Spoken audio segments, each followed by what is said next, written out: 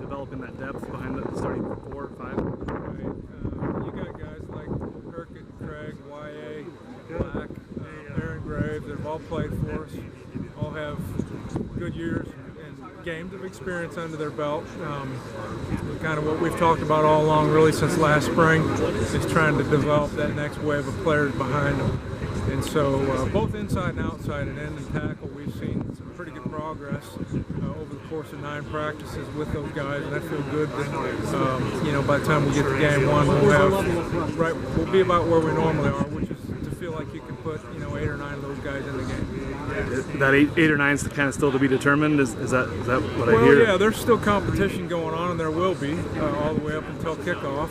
But I think whether you're looking at the outside guys and the inside guys, there's probably 3 guys, maybe 4 at each of those spots behind the starters who have a chance to come in and contribute on game day if they continue to climb throughout camp. It sounds like Jeremiah Pittman, kind of that third D tackle in right now.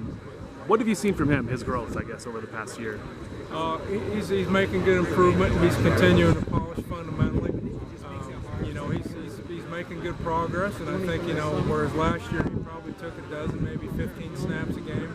Hopefully that number can come up. And as Coach Bell would tell you, or any of us would tell you, that's all going to be based on just how much progress he can make and how far he can close the gap between himself and the guys that are in front of him. And then after him is Jeff Bowie. Who else do we have working inside right now?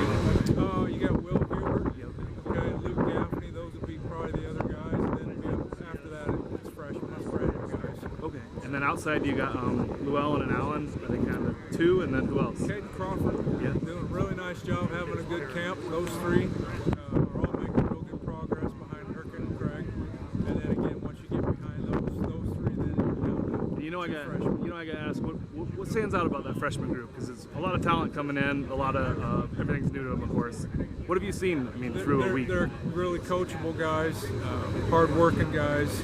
They're trying to do well. There's good length in there. There's good size in there, growth potential, and when you sit there and visualize, okay, what are these guys going to look like in 2 or 3 years? You get pretty excited because there's great frames to work with, and these guys are hungry. They're coachable. And then I got to ask, as in-state recruiter with the new scholarship, I guess that will affect you obviously, and the guys you look at. What were your thoughts when that passed? I guess. Mixed range of emotions.